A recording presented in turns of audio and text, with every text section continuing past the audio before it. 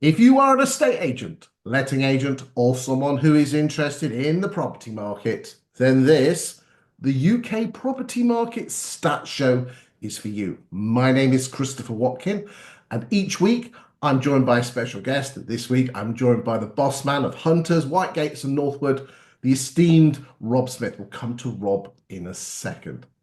Why should you watch this show? Well, the UK population are obsessed with the property market.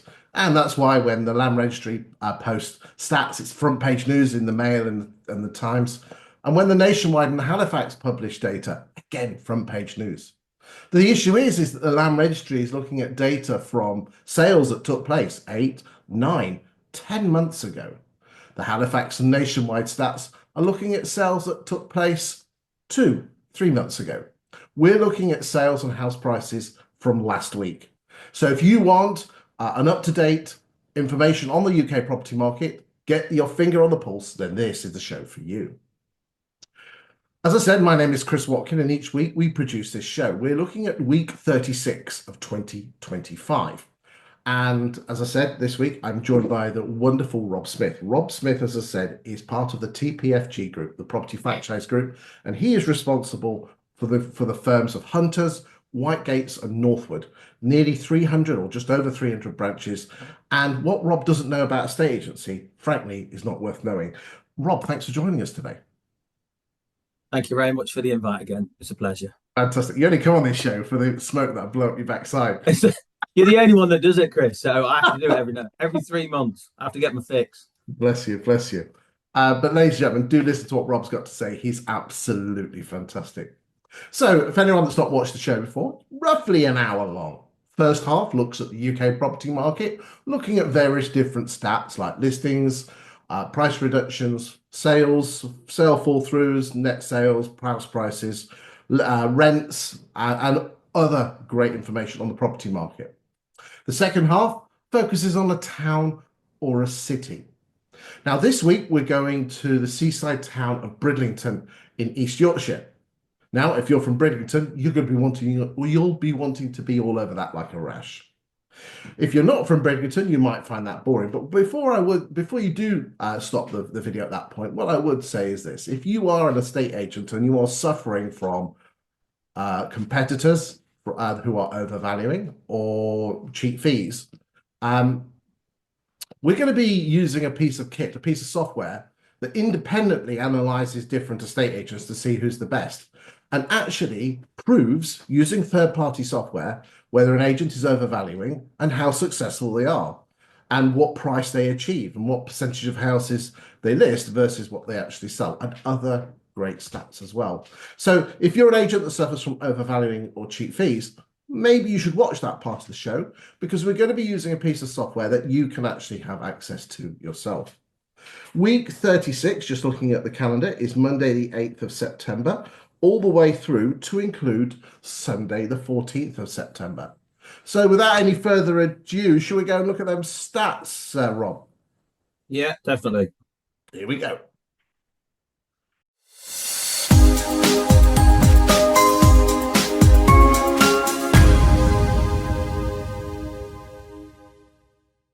Right, so the way we do it, ladies and gentlemen, is we always start with the listings. I ramble on for 30 seconds on the topic, and then we go to someone that actually knows what they're talking about, the Robster, to find out what he thinks. So, without further ado, we are on 1.306 million listings, which is 3.1% ahead of last year's at 1.266 million, and 10.8% ahead of the 9-year average. The 9-year average being 1,178,000.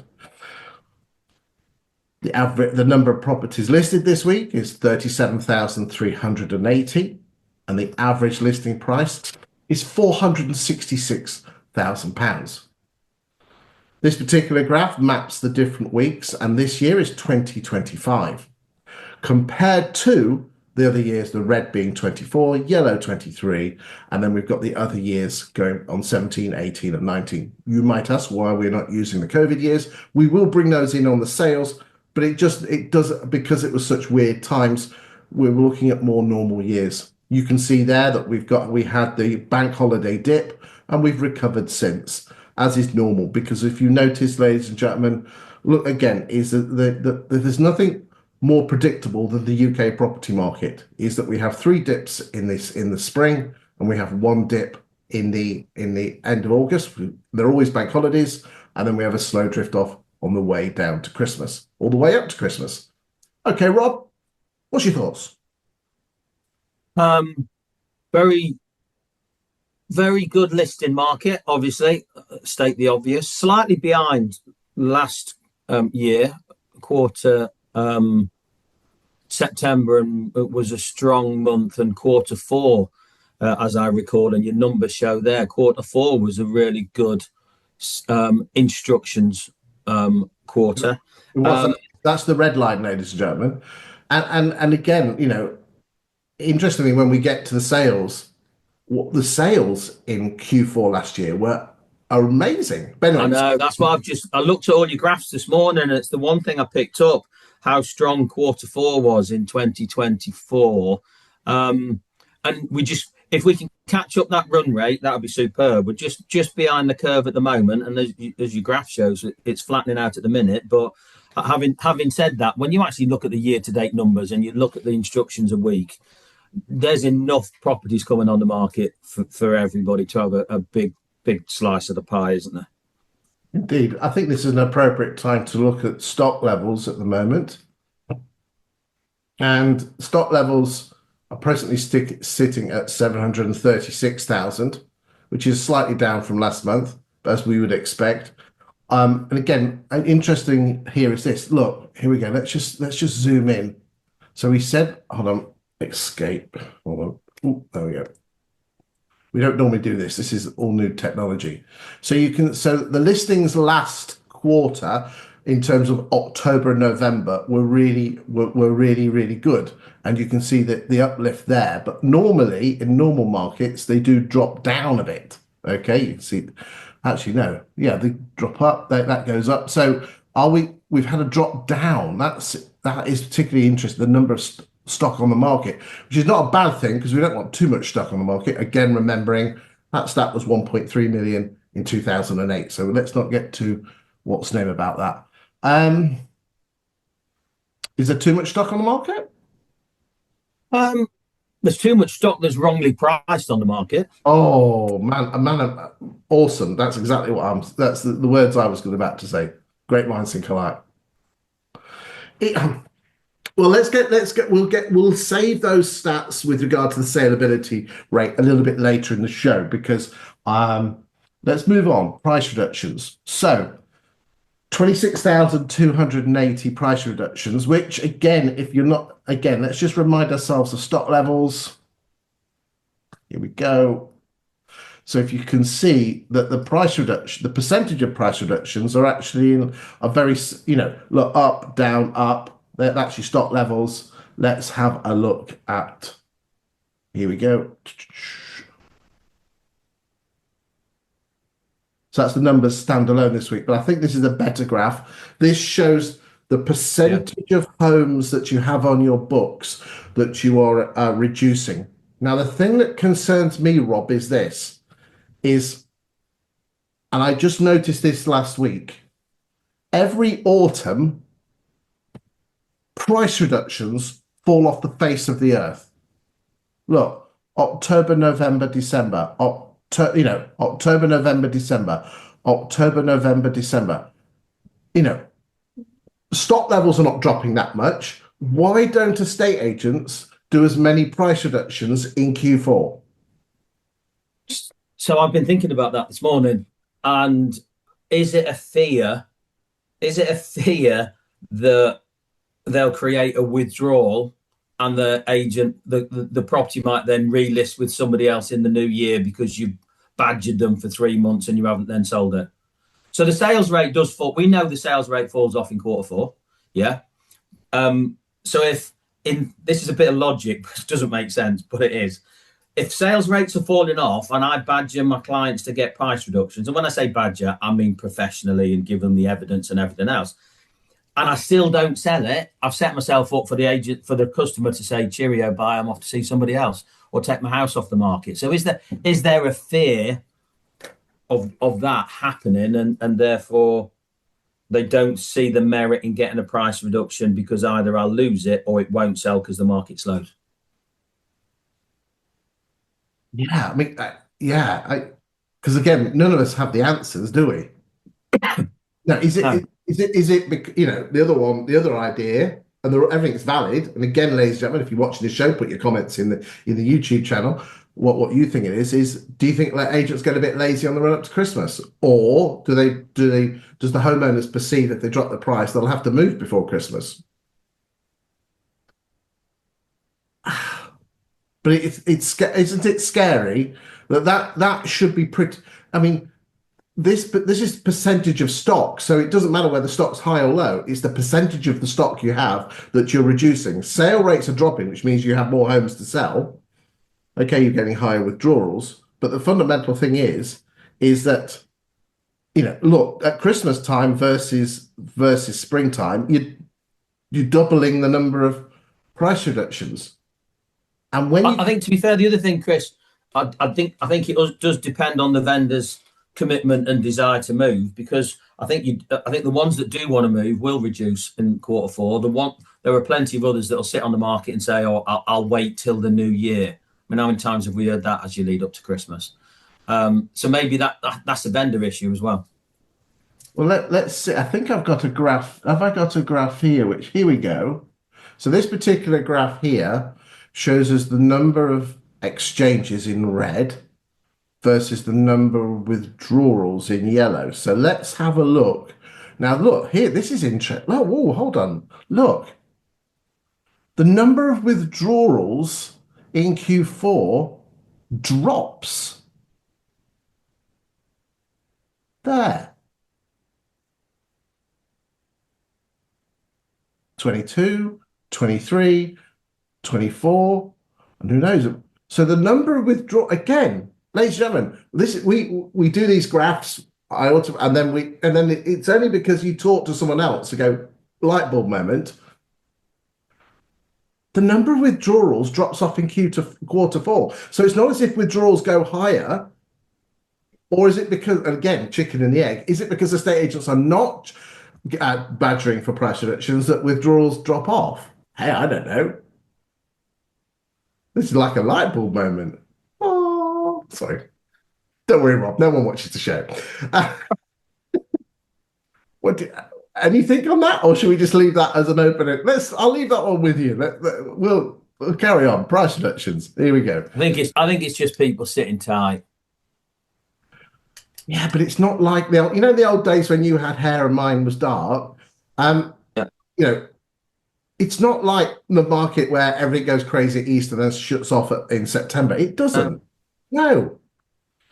It's almost like estate agents go on holiday and then come back waiting for the third week in Jan. It's not happening. Right, let's move on. Okay. So I think the conclusion there is get more reductions, ladies and gentlemen, especially with the number of houses you're not selling. Right, moving on. Sale agreed. 25,574, which again, this is gross sales. Last week, 24.8. Last week before that, 21.3. Actually, let's just get that on the graph there.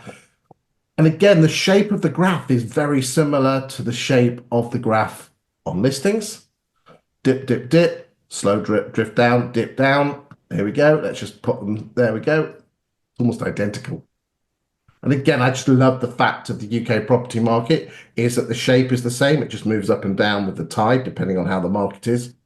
It's interesting. I just posted a post on LinkedIn this morning. It's going to go live in a few weeks' time. Isn't it great how estate agents in a rising market, in a poor market, blame the market, and when the market's doing really well, they praise themselves. Sorry, this is a little crazy. Fair point. Yeah. Okay. Well, that's telling us we've got 3 weeks before it slows down.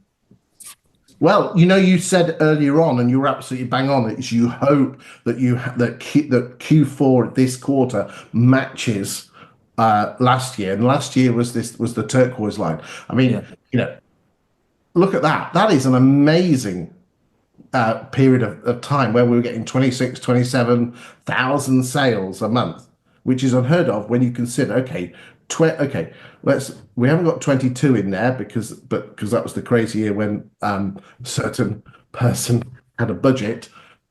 We have got it on the net, so you'll see that effect, ladies and gentlemen, in a second.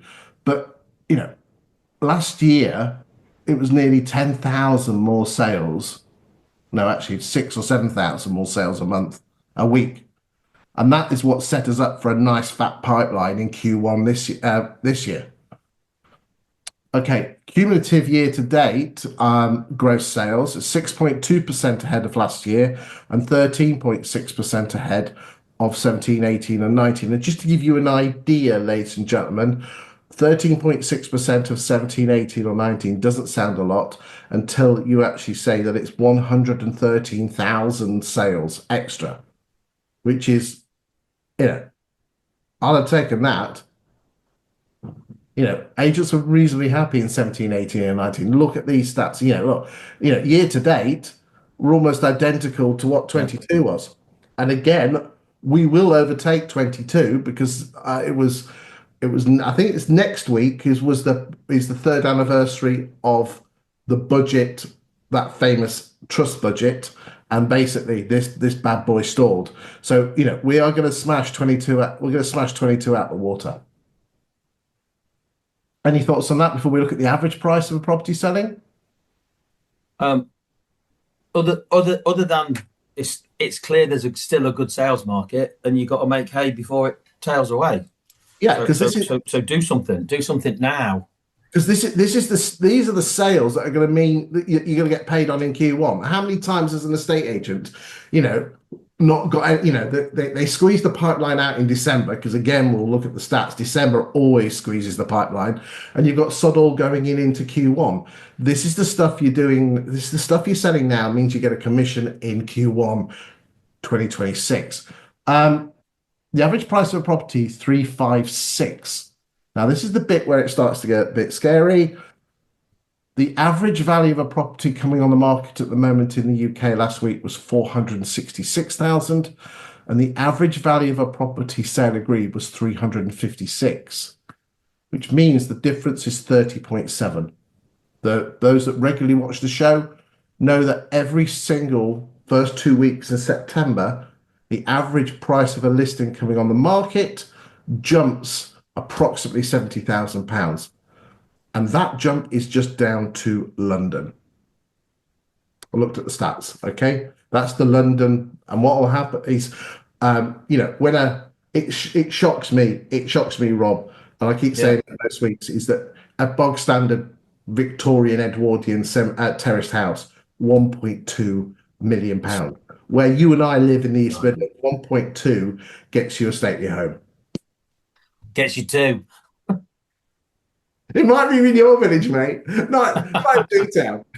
Actually, you do live in a posher village because you're near Nottingham, and it's a lovely part of the world there. But joking aside, ladies and gentlemen, this doesn't mean that there is this doesn't mean that there's a £110,000 drop. What it does mean is that the posher properties have a lower chance of selling. Those cheaper properties have a higher chance of selling. Hence, the average is dragged down. Almost an identical pattern prices 23, 24, 25 as well, weren't they, on that? It is. Look how cyclical, up and down, up and down, up and down. So, this will just drop off slightly. And again, I just love the fact that the graphs are always the same. Such a weird UK property market that, we could actually draw that line in with a certain amount, with probably a 90 to 95. Yeah. So again, that's the power of data, ladies and gentlemen, is that as an estate agent, your job is to prove credibility by your property market knowledge. They are not looking for a person who can quote them the highest price. They're looking for someone who can get them moved and knows the market. Because do remember, in a survey of 10,000 vendors a couple of years ago by the Property Academy, 3,600 of those vendors said they chose their estate agent based on the agent's property market knowledge. And if I looked at most of your Facebook feeds, you're not talking about the property market. You're just putting your listings on. Because again, Rob, let's just say you were at a barbecue in your wonderful village and someone came up to you that didn't know you, that you were the kingpin estate agent. What's the first question they would always ask you, Rob? What's the market like? What's the market like? You see, I can go on stage. I've asked that question, and I know damn well that everyone will say the same thing without any prompting. But I find it fascinating that no one talks about the market in their social media. We'll, when we go to Bridlington, we'll have a look and see if the agents in Bridlington are actually talking about the property market. Anyway, moving on. Resi sell-through rate. The Resi sell-through rate is the what percentage of the homes you have on your books did you sell? And this is always a month in arrears. So in this is August figures, and we sold 14.54% of the homes that we had on our books. And again, look at the cyclical nature of the market, that it drops down every, November, December, jumps up, little wiggle, jumps down. Okay, we'll ignore again, even when it was crazy years in 2021, up, wiggle, wiggle, down, and it just does, and it will come down here, and then it will go back up. It's like a heartbeat. It's the shape of it. I just love the property market. Is that enough? Should we be selling more than 14.5% of the homes we list? Well, we should be, because we're only selling 55, we're only completing on 52 to 55%. I think it'll come on to later on. I think understanding what your own sell-through rate is important. And certainly, if you're an independent estate agent who's got bills to pay, etc. Because estate agency, and I say this all the time, estate agency is a bit short-termist. We're worried about this week, next week. What we should be thinking about is what 14% of my stock, or if I sell through at 20%, what 20% of my stock have I got ready to sell next month? That to me is the secret of making sure we keep cash flow trading and our businesses moving forwards, is understanding your sell through rate and understanding where those sales are coming from and doing something about it with your stock and your instructions. You're so right. We're also guilty. We're so guilty of chasing the dopamine hit of the next listing when we should actually be selling the stuff we've already got on the books. Yeah. And again, I know a lot of people deride me is the person who puts the house on the market should be the one that I'm very passionate about this. You at the listing, you should be booking in a face-to-face 3 weeks later, 4 weeks at the most. And the other thing is that same person should do all the vendor contact. If they've trusted you to put the house on the market, then they should trust you enough to then manage it and not leave it to Floss, the negotiator who's 22 years old and minimum wage, who's a bit wet behind the ears. Now, again, there's been a lot of people that disagree with me on that one. You're entitled to your opinion. That's just mine. And if you say you're too busy, well, then you're not. Then I'm sorry. There's nothing more important than a vendor, is there? It's the lifeblood of our, And again, when we're only shifting just over 1 in 2 houses we put on the market, not very good. This is a graph here which shows us the red line with an orange white glow is the percentage, the sales agreed as a percentage of listings. So if we put 100 houses on the market and we sold that month and we sold 80, that's an 80%. So that's the red line, and then we just put the listings in blue just as a nice example of as a counter. Okay. Moving on to fall throughs. Is that okay? Anything else you want to say? Yeah, no, it's fine. So residential fall throughs this week on our sales are 6,347. Let's just remind ourselves of the number of properties on our book in sales pipelines, just over 500,000. Okay. And again, estate agent, and again, look, over 125,000 more than the pre-COVID levels. And again, you're going to say, well, that's because sales are taking longer. No, that's not the case. They're taking 18, 19 weeks at the moment, and they were taking 18 or 19 weeks before COVID. Okay, so I don't know about you on that, Rob, but I'm a massive fan of instructing solicitors on listing, and reservation agreements, and what's your thoughts on those? Yeah, I think certainly the quicker you start, the more you get ready in the first place, the more likely it'll go through for a start. because the buyer's more aware of what they're purchasing. So it's more likely to go through. It's also should go through quicker, and stats tend to say that. And in terms of reservations, anything that commits the buyer has got to be a benefit. Anything that ties the buyer into putting their money where their mouth is has got to have some benefit to our industry. If you and I had a pound for every time someone threatened to pull out because if I don't exchange by Friday, I'm pulling out because Yeah. it's so silly. And then what happens is, damn well that's not going to happen, but because people don't want to lose face, they'll pull out. But if there's 3 grand guillotine over their head, it makes them think. So, what I would say, ladies and gentlemen, is this: is if you are going to go down the reservation agreement route, make sure that the firm that you use train your valuers because most valuers don't get it.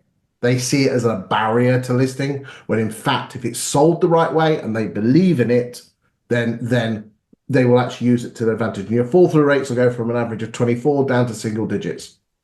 I'm dumbfounded that you don't do it, ladies and gentlemen. Okay, if you disagree with me, send me a DM, put a message in the comments if you think I'm talking a load of rubbish. But everything I've seen, and I've seen lots of data on this, persuades me this is an instruction getter and a more and actually probably even more importantly a sales saver. Right, fall through rate sitting at around 24.82%. There we go, 24.82%, which is again, that's 22. So again, that number in the next few weeks, because the trust budget will be kicking in, will actually go as high as 40. Again, scary as hell. This is 22. Okay, so the number of fall throughs, 6,347. And again, I think a more of an appropriate stat, which I say every week, is what percentage of your sales pipeline fell through last month, and 5%. So that's below the trend line on the yellow. Again, I mean, any fall through is a bad fall through, but it's just pretty normal there, isn't it? Or anything you want to say? Just interesting on numbers. When you look at that one that you're hovering on, sales fall throughs last year and 2023 were higher. Go up to the green one above. That one there. That's quite a big, that's quite chunky, isn't it? When you look at last year, 2024 and 2025. So our sales rate is good. We've just got to keep a real strong eye on I might have SST. I might have a reason for that. And in 22, 23, and 24, those were the first weeks after the bank holiday because of the way the week 1, week 2 falls. Right. And what you tend to find is the week of the bank holiday, it drops and then catches up the week afterwards. So I suspect some of that will be that. Again, there is the fall through, the percentage fall through rate. It has been pretty flatline. Again, it always rises up in the summer because a lot of sales were agreed in the spring, and you get a bit of fall throughs as you go through the year. But again, nothing untoward there. Okay, let's move on to net sales. Net sales is the number of gross sales less fall throughs this week, and we're on 19,227 year to date. We are on 719,000, which is 5.2% ahead of last year and 10.1% ahead of 17, 18 or 19. Again, just to give you an idea, that means that we are 70,000-ish more net sales, 70,000 more exchanges year to date. And we'll just put that on the graph there with a white line there. So again, if you recall, we said that 2024 was a good year. Yes, it was for gross sales, so we rose up, but we did have a slightly higher net fall throughs. But still, if we can track that yellow line, even not even keep it the right side or match it, that means that we'll have a better Q1 next year. Any thoughts on that? Nothing other than positive thoughts. Yeah, yeah. But it's a bit Groundhog Day. But those that watch the show regularly, there's nothing seismic happening. That's not to say it won't, but there we go. Gross sales as a percentage of listings and price changes as a percentage of listings. I know some of you like those stats, so there you go. So moving on, we've already seen this here, and that's the number of exchanges on a monthly basis going back to January 19 compared to the number of withdrawals. So again, this number changes every month throughout the month because the August figures catch up. But so far, we're on about just around early 80,000 exchanges last month and on just over 60,000 withdrawals. Okay, so what does that mean? Last month, 55.1% of homes exchanged that left estate agents' books exchanged, and the other 44.9 withdrew. Again, that number will remain fluid for the rest of the month as August figures catch up. But do you recall, Rob? I said that there's always a December little jump, and there is the December lump there. There's the December lump there. That figure there, that lump there, was the stamp duty. Yeah. Yep. But all the other green lines are all the end of August, are they all the August to compare and contrast? But still, 55%.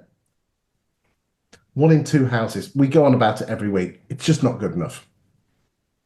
Well, it's better than last Just month. a waste of time and money.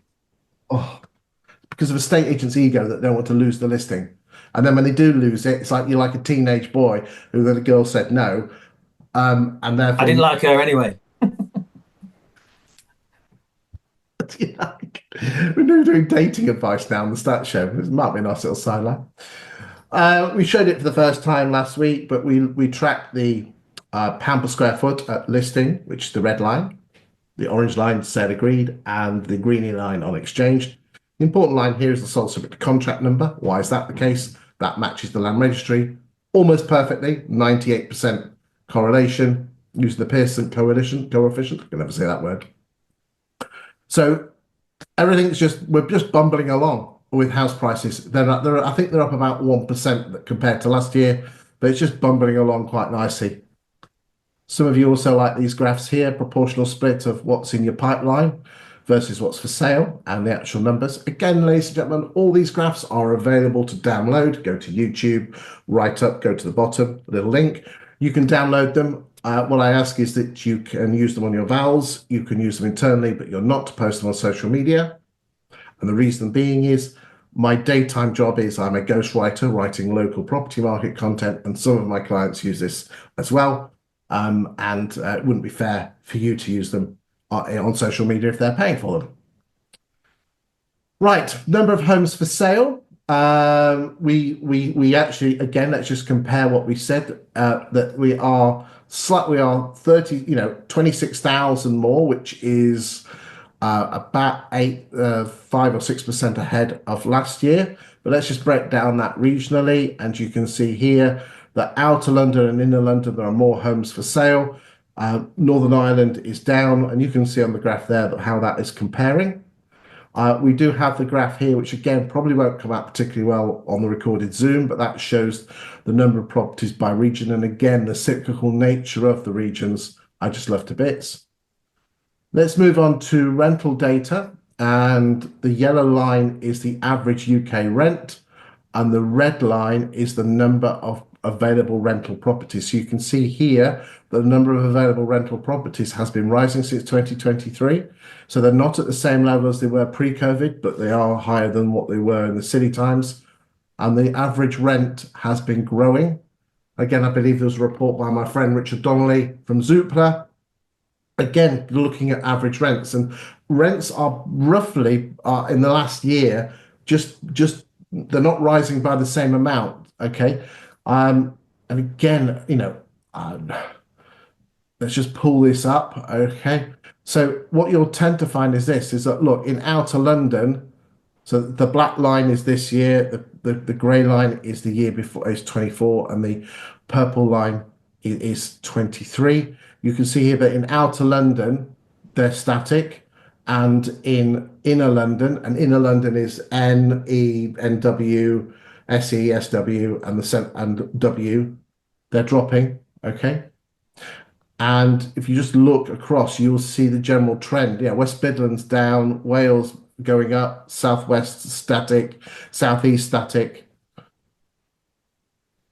The interesting thing here is this is is London. Look, most regions were static and then took off after COVID. What happened in London is everyone left London, so they dropped, and then they've seen a massive rise. So if you rented here, you've seen massive rises from like 2,200 up to 3,000. But if you rented it 2 years before, the growth is not that great. And I'll just put that into context, Rob. Looks like Manchester's a place to be if you Uh, want to buy a property to rent. well, the rents in Manchester, I mean, let's just have a look at private rents here.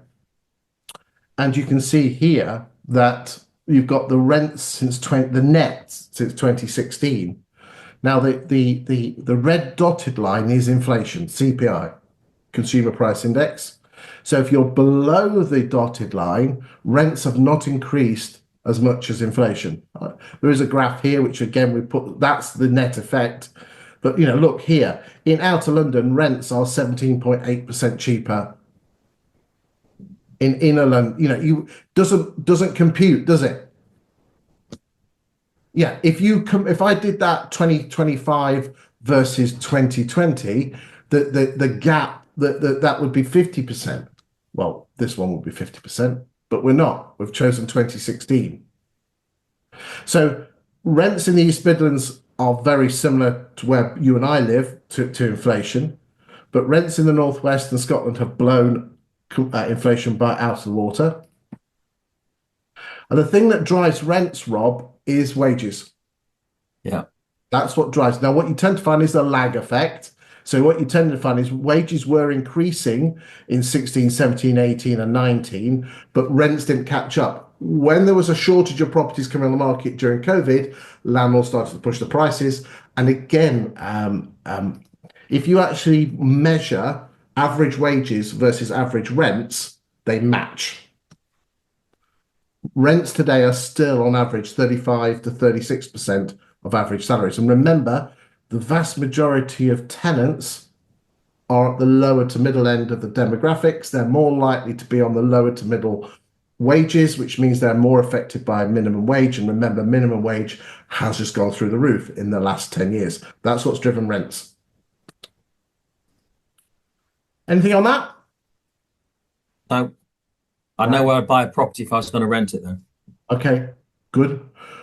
Right. The changes of residential properties to rent. So therefore, in inner London, there are 8.3% less homes, but there's 8.4, and then you just read the graph. Number of rental properties available, and again, look, this is the orange line of inner London. Loads of houses came on the market because everyone escaped London, hence the rents dropped from there to there. Classic supply and demand in action. But everything else, there was no peaks. Anyway, we're not turning this into an economics lesson, or we're about to. All these graphs are available to download. Feel free to send them to your landlords, but please don't publish them on social media. Okay, Rob, we'll finish the first part of the show. Pardon me. Is there anything else that you want to say on what you've seen before we move over to Bridlington? Do remember you also have the final bit at the end as well. Yeah. I think when you look at the word that I can't stop writing down is predictable. The market has been very predictable, and it should continue to be so for the tail into the rest of the year. There's plenty of opportunity to grow your sales, which is really positive because of the stock availability. There's plenty of opportunity to increase your instructions because there's lots of houses coming on the market. But clearly, SSTC, stock retention and sales progression are key to ensure that all the hard work everybody's done so far this year doesn't go down the pan in quarter four. And like you said quite rightly, you can have a strong quarter one in 2026. So wherever your business sits, if you need more listings, they're out there. If you need more sales, the stock's out there. And obviously, if you want to make sure that you progress your sales and don't fall through, then you've got an action there. So wherever you sit, you've got opportunities for 1, 2, 3, all of them. At the end of the day, that's why Rob comes on the show, because he basically distills it down and put it into nice bite-sized stuff. You can see why he's the boss man of those three awesome brands. So just listen what he has to say and just bloody well do it. Anyway, let's get off our soapboxes. And Rob, let's go to Bridlington.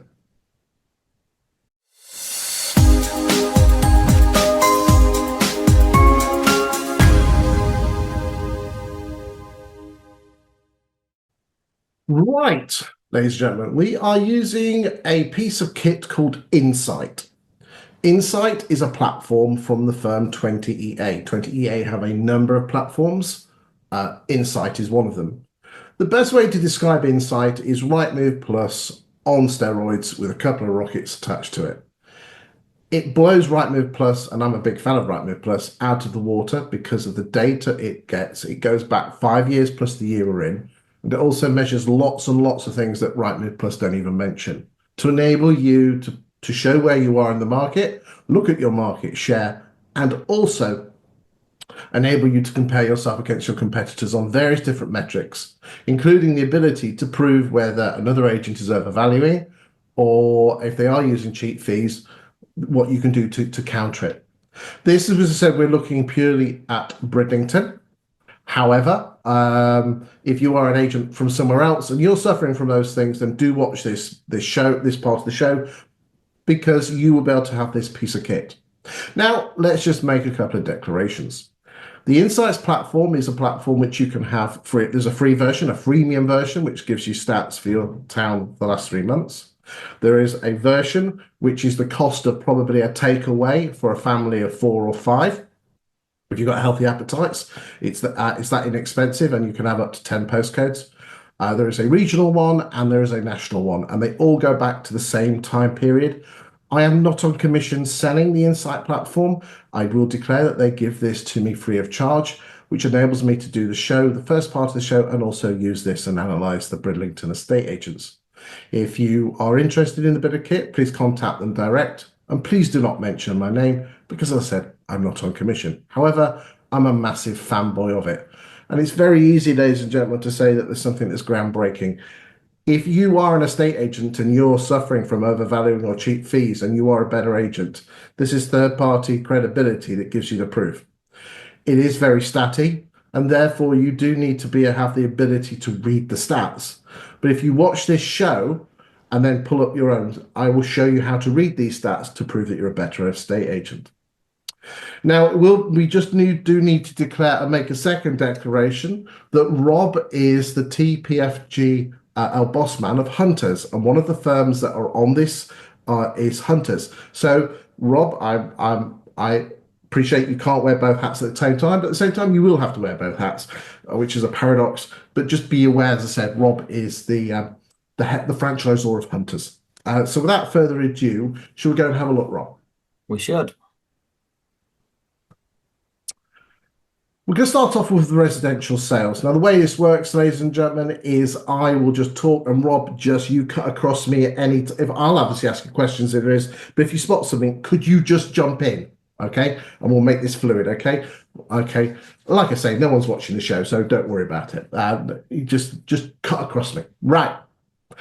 We are looking at between the 1st of January 2020 and the 15th of September 2025.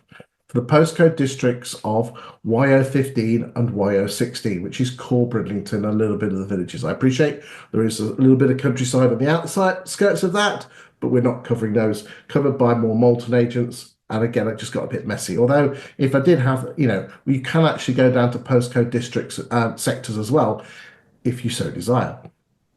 We're looking at residential new instructions, and you can see here on the graph here, and again, watch this on a big screen. If you're watching this on a small one of these, then you won't be able to see this. You'll see the levels of properties coming onto the market. We will look at stock levels in a second. So without further ado, let's go and look at Nicholas Belt Estate Agents, which I think have rebranded themselves to Belt Estate Agency. I'm bleed to believe that Mr. Belt is not in the business anymore and has been transitioned on to whether it's colleagues buyout, I'm not 100% sure. But you've got to admit there, mate, market share was around 20% in 2020. I know it's not particularly brilliant because it's yellow, but reaching 40% market share in late 23. And now we're hovering around 35. You've got to admit, mate. That's about the best I've ever seen. Yeah. That's very strong. I mean, my understanding in estate agency is there's five, possibly six estate agents in Bridlington. I mean, it's not that small a place. I know it's a holiday location, but that's really good. Okay, so I'd love to know what you did between 2021 and late 20 and early 23, and you've leveled out since. But again, that's a pretty big competitor. The average price of a property come on the market in the last 5 years for all agents is 198,000, and there's been 6,843 properties coming on the market. So let's just have a quick look at Nicholas Belt. And Nicholas Belt is 5% higher at 209. So I would call, if they're looking at those averages, is that they're more of a middle market. So normally, the number one agent by volume, and we will look at this in the last year to see if there's any difference. The number one agent by volume is normally lower to middle as opposed to middle and slightly above. So that's nice to see. Okay, let's go. Ulliott's. Ooh. He giveth Sharp with. drop. Wow. What's happened there? Wow. I, I hate to guess or surmise, but maybe when you look at who's number three, you might see. There you go. There you go. So That's what I thought it was going to do, but I didn't want to say it because I've got two hats on. again, Hunter's rise there from around 10% in 2020, and it was knocking on the door of 30. It looks like slightly drifted off in 24, but still at the end of the day, an average of around mid-20s. Let's go look at Reed's Reigns. Nice and steady around, yeah, hovering around, quite spiky, but okay. Harris Shields collection. Let's go and look at those guys and girls. Okay, slight growth, not massive, not in the league of hunters. I'm not. Do you know what? So what have Elliott's not doing or have been doing, where basically Nicholas Belt and hunters. Okay, Reed's Reigns have been standing still. Harris standing still. So basically, hunters and Nicholas Belt or Belts, as they are, I believe they're called now, have taken Elliott's cake. So, not really a trade secret, but I'm going to big up being a franchisee here. We changed the franchise, or the franchisee sold to two um, individuals who are dynamic, entrepreneurial, and extremely positive and go getters. And they joined in 2023. And they've clearly grabbed hold of the brand, they've grabbed hold of marketing, they've been innovative, and they have really grasped the opportunity. And I would suggest that's probably, to be fair, there was a bit of momentum beforehand. I won't take that away, but they've grabbed hold of it, and it just goes to show what you can do if you knuckle down. It's a shame they didn't carry on because I think they'd have given Yeah. belts for their money. But there you go, let's carry on. Power Shields, D. Dunk Lewis. Let's have a look. So they closed in 22. Okay. So whether someone bought them out, I'm not sure. And again, we're getting into odds and sods now. So as you can see, five main estate agents. Let's just have a quick look at the last year just to see what's been happening there. Here we go. Let's do that.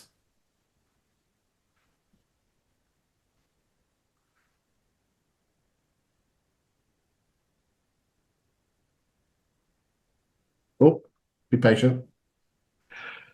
Right, so what's happening there, Rob, is that it looks like everyone is staying in their lane. Yeah. Okay, so in the last 12 months, that's what I love about this is that Rightmove Plus allows you to look at in a pie chart, and let's be honest, also we like to call it that just for your ego. So in the last 12 months, in terms of market share for resi sales, the who's red? Okay. So again, so the only difference there is Elliott's have dipped slightly. Um, although they brought it back again. It looks like everyone's staying in their lane. So there's an opportunity there to break the status quo, I believe, because even the wonderful hunters, you might be pleased with that market share. And do you believe that there is a glass ceiling on market share? Um, Trick question. no, yes, yes and no. Um, Isn't it in your I, mind? I think there isn't traditionally, normally in most marketplaces, the market leader's got what between 9 and 15%, and Bang there's on. more people that are dotted around fives and eights. So actually, there isn't a glass ceiling there because there's a huge opportunity to take business and grow your own business. The challenge here is there's a limited number you're going at. And if the three top agents remain consistent and strong and do the right thing, then it's going to be a challenge to nick business from them and to grow It, your own market share. And there's not a lot to pinch from the ones that we would suggest aren't so good. I would hazard a guess that, most people always ring up three estate agents. So I would hazard a guess that most of them, I've always said the three biggest problems in estate agency is this. Number one is being called out. Number two, if you're called out, losing it. Number three, if you get it, selling it. Yeah. I would hazard a guess that most of these estate agents, apart from probably Harris Shields and Reeds Rains, are not suffering from being called out. So I would probably hazard a guess that Belts, Ullets, and Hunters normally get called out most of the times. I would say their problem is the second problem, which is how do you make sure that you don't lose it to the competitor? Yeah. Yeah. Yeah, okay. We might have some solutions for you in a second, ladies and gentlemen. Let's move on and look at stock levels. And you can see here, we always do month end. And in August, there we go. Hold on. There we go. Oh, so in August, 731 properties for sale. It did get as low as 408. So again, still, even if you're looking at 2020, 507, well, 2021, 381. So again, here's a great stat. There are nearly double the number of homes for sale in Bridlington today than there were 5 years ago. A great stat. A great stat. Okay, moving on. This is my favorite graph chart here. And there's a lot going on here, ladies and gentlemen. So let me now, new instructions speak for themselves and new instruction market share. And we're looking at the last 2 years. This does include new homes. There's not much new homes. We switched off the new homes in the previous screen, but we can't switch them off on here. It's also a bit of contract rate, but again, we all know damn well it's not, you don't get paid on the sale, you get paid on the exchange. So ladies and gentlemen, I really, really want you to focus on these four columns here, okay? Exchanged and withdrawn. I just wish they took this screen out and put those four columns and put them onto a separate screen. Now, for those of you who have not watched the show before, I know, Rob, you've heard me say this a number of times, but I will explain it to the agents that have not watched the show before. I believe that the most important thing as a job of an estate agent is, did you sell the house or not? And therefore, instead of looking at what comes in to the top of the funnel, a property will only leave your estate agency, i.e. the bottom of the funnel, for one of two reasons. She exchanges or she withdraws. Okay, a sale fall through is not leaving your books because it comes back on your books. That's not to say that a sale agreed can then subsequently withdraw. Those are two separate things. So therefore, if you add up the exchange percentage and the withdrawn percentage, all of those on each line will add up to 100%. So therefore, if you're looking at Nicholas Belt's estate agency, if you the number of properties that have left their books is 434 plus 259 in the last 2 years, which adds up to 693 properties. Okay. And out of those 693 properties, 434 or 62.63 have you been paid on and the homeowner moved. So this column here, the exchange rate ratio, is the most important stat of whether you are a good or a bad estate agent in my humble opinion, when you're measuring it by statistics. Again, this service levels and price achieved, we'll come on to that in a second, but I would say that's over 50 or 60% of what makes you a good or a bad estate agent. And you can see on here that there are, out of the big five players, we range from 49% all the way up to 63%. So if I was, this is the thing. Look at Uliets. You've got the best exchange ratio, although belts are knocking on your door. Hunters at 58. That's really good because the town average is 55. But still, there's area. I think Reed's Rain need to improve, and so do Harris Shields in terms of their exchange ratio. So again, you talked about Rob earlier in the show, getting the properties, getting them sold and getting them through, which is the third problem I mentioned. You mentioned earlier on about being a great estate agent. That's an area of improvement. But again, if I was Uliets or Nicholas Belts, I might use that to my advantage if I was up against one of those other Yeah. agents. Mrs. Miggins, you have a nearly 2 in 3 chance of moving with me, whilst with the other agent, it's 1 out of 2. Oh, and don't take my word for it, and then show them the screenshot. Yeah. Very powerful stuff. Okay, let's look at the fall through rates. All much of a muchness of around the average of 26, slightly above the national average. As I said, so 55.94 was the exchange percentage, 44 was the withdrawal. So again, 1,038 homes have left estate agents' books in the last 2 years unsold. Why was that? Well, we'll come on to that in a second. You could say, well, some of those have gone with other agents. Again, ladies and gentlemen, only 6.9% of properties that have sold in the last 2 years nationally has the second agent sold it. Only 6.9% of homes. Scary. Right, fall through rates. As I said, we've already done. Price changes. Who does the price? Bloody hell, mate. There's some massive price changes there. Who's at 62? Reed's Rains. Wow. Okay. We will look at the overvaluing stats in a minute. Nicholas Belts at 43. Well, you can see the stats there, ladies and gentlemen. Just look at your agency and look at the changes there. Okay. Let us now move on to the next screen. Okay, so what have we got here? This is what price you achieved for the house. So what happens here is, and again, I won't apologize because I have to explain it this way. 20EA have looked at the last 2 years of your exchanges. That's step one. Step two, they then looked at the date you put the house on the market, and every property in the UK they have on their books, they have a AVM, an automated valuation model, a bit like a Valpal figure, their own system, obviously, for each house, and they date stamp the house you put the market, what you put the house on the market for, versus what their AVM model, their Valpal figure, said on the day of listing. If that property then subsequently went through to exchange of contracts, they then measure what did you get for the house versus what your original asking price was. And that's what this line is here. So that's your average overvalue. So therefore, Belts have overvalued by 0.81, Hunters at 1.3, Uliets at 0.63, Reed's Rains at 1.1, Harris Shields collected 0.72, and Boutique Property Shop at 1.26. And then they then work out what did you actually achieve, and you can see the percentages there.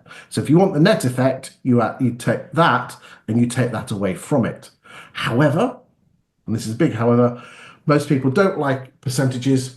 So we move over and said, if everyone put on a £200,000 house, what would you achieve for it? And look, Rob, if Hunters were up against Belts, they could actually say, we will achieve £2,300 more than Belts. Belts could say that we achieve 3,000, 3,000, 2,000, 500. 2,500 more than Reed's Rains.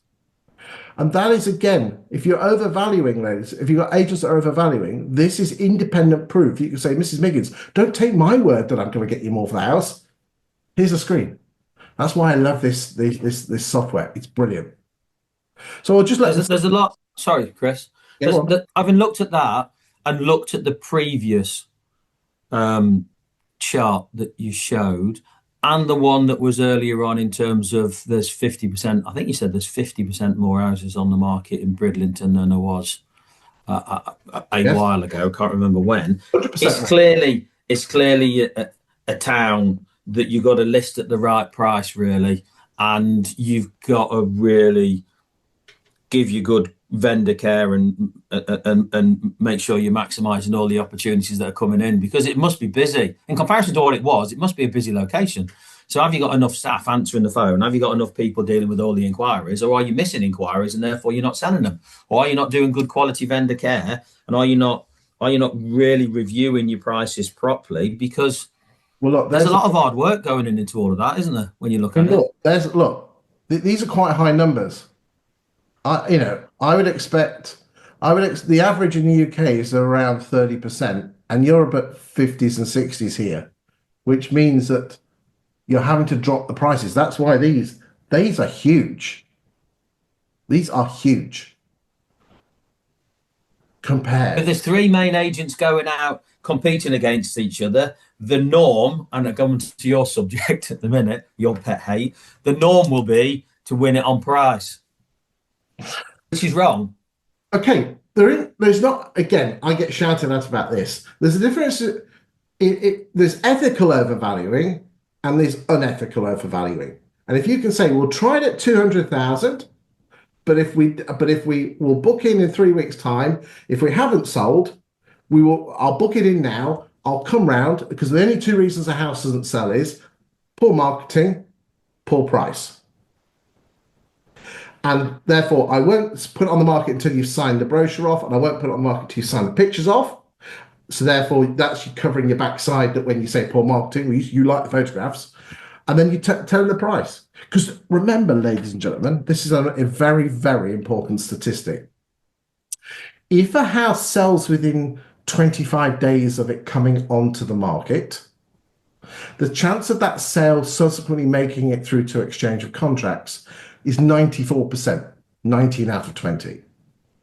However, if a property takes more than 100 days to achieve a sale, the chances of that sale subsequently making exchange of contracts goes down from 94% to 56, which is 11 out of 10, or just over 1 in 2.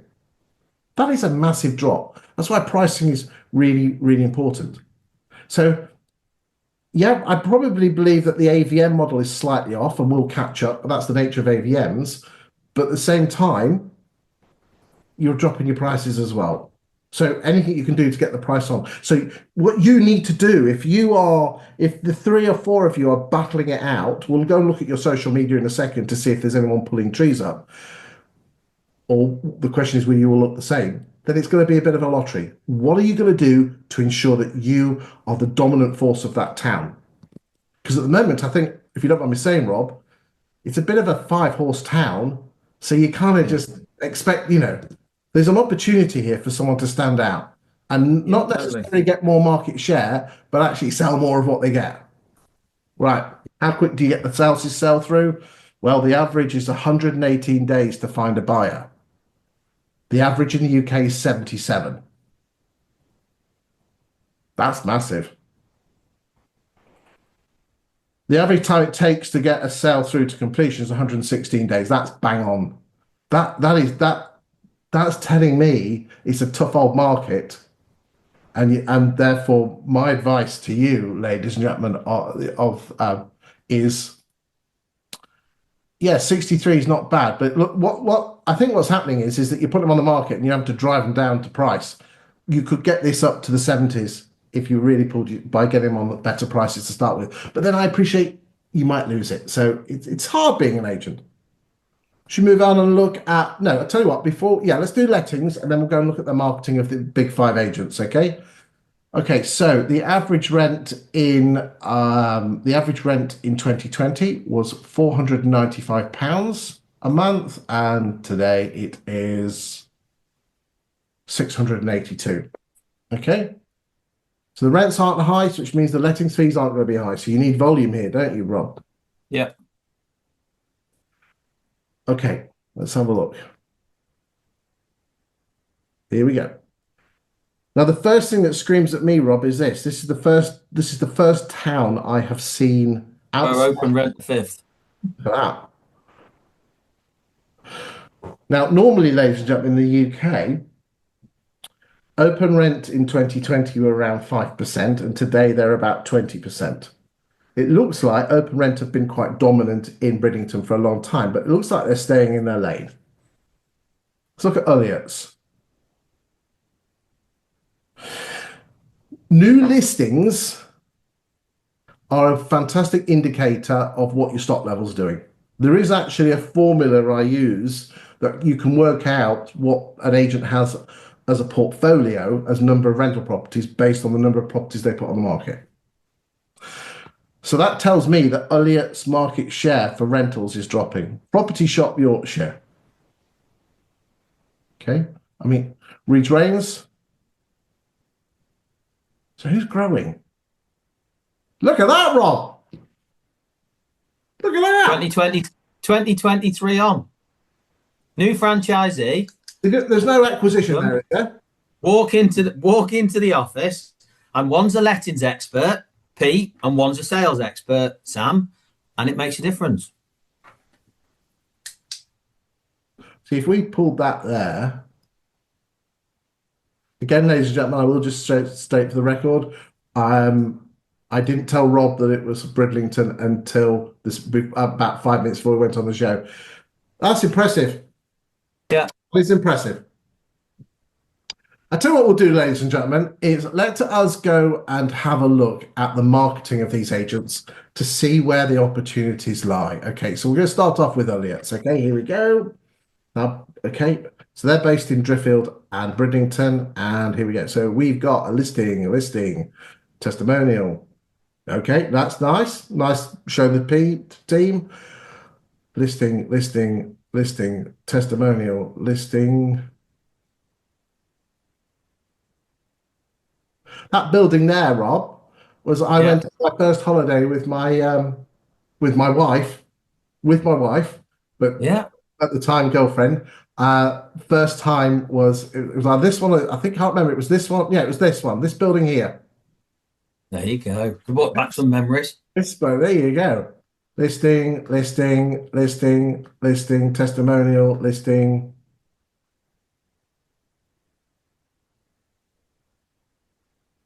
Ah, yeah, okay. Calendar. Yeah, basically right move with the word Facebook at the top. Here we go. Let's look at Nicholas Belts, right? Here we go. Listing, sale agreed, listing, sale agreed,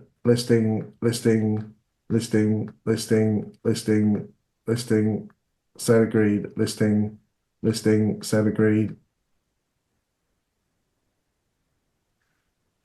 Yeah, okay.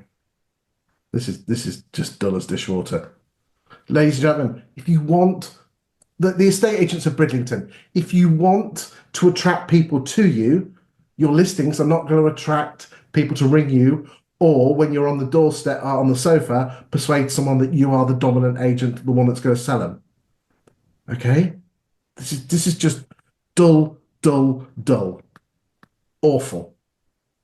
If you're offended by that, I'm sorry, it is. Okay, here we go. Okay, don't mind that. People. Okay, September snapshot. What's the September snapshot?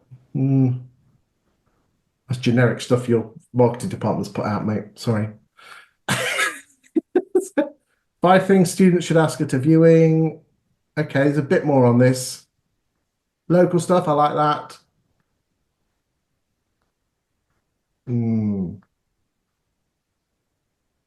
You don't have to say anything, mate, but I'm sorry, this is dull as dishwater. Okay. If you go a bit different if you went on Instagram.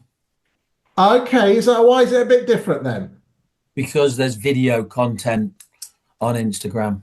All right, and I'll tell you what, I'm up for that. Let's have a look. Check it out. I'm checking it out. Okay, here we go. Search Hunters Bridlington. Oh, I wonder which one. We'll soon find out.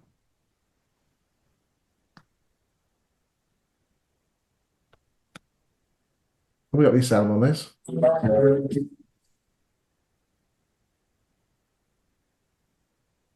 Do we have presenter-led video tours?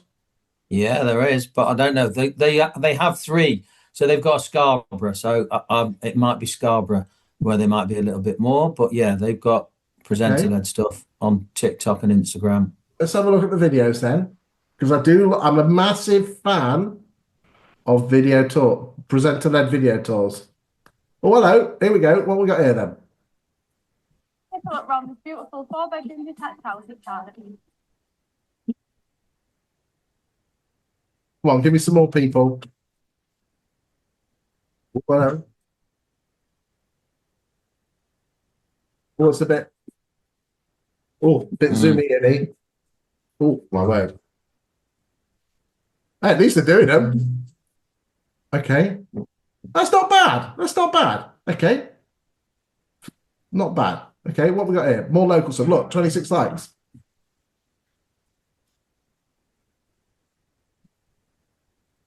Oh, I've got a real soft spot for model villages. Absolute soft spot. They used to be everywhere when I was a kid. Oh dear. Right. Okay. Okay. You've elite, but again, ladies and gentlemen, I'm going to show you. So right, let's move on. Okay, let's go to where else are we going to go to? Harris Shields. Okay, let's go look at Harris Shields.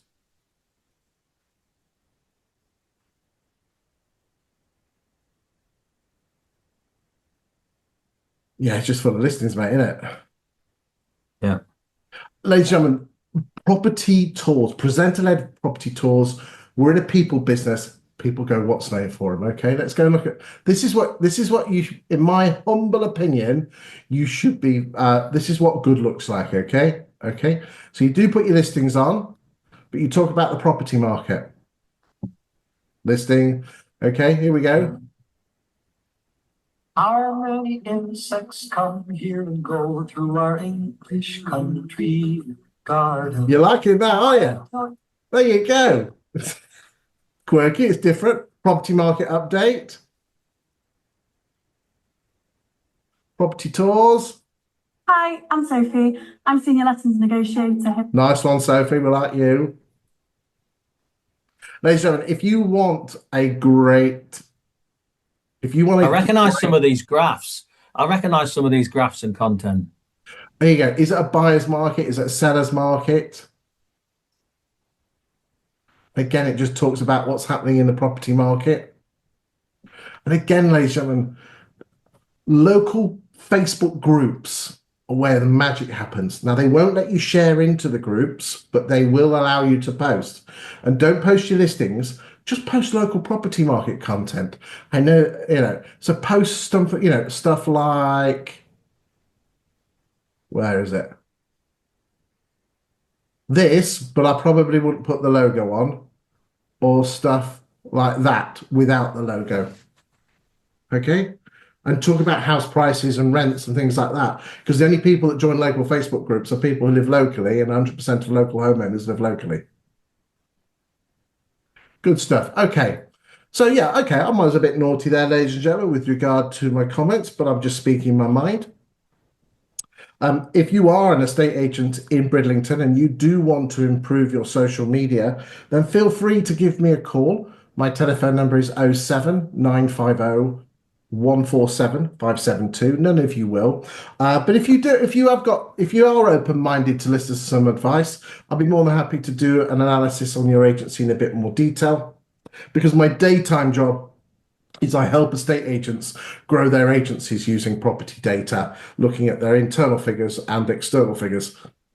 And it does work because, as I said, homeowners are interested in the value of their own property. But anyway, less of me and less of the mini sales pitch. Final words to you, Rob. I'll repeat a little bit of what I said earlier on.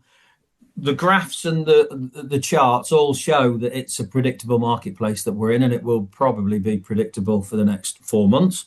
That means, and to state the obvious, there are predictable actions that we know will work have worked, will work in the next 4 months. So predictable market, predictable actions. First one is do them. If you don't do them, it's not going to, you're not going to maximize the opportunity that's in front of you. If you do them well, really well, you'll smash the market.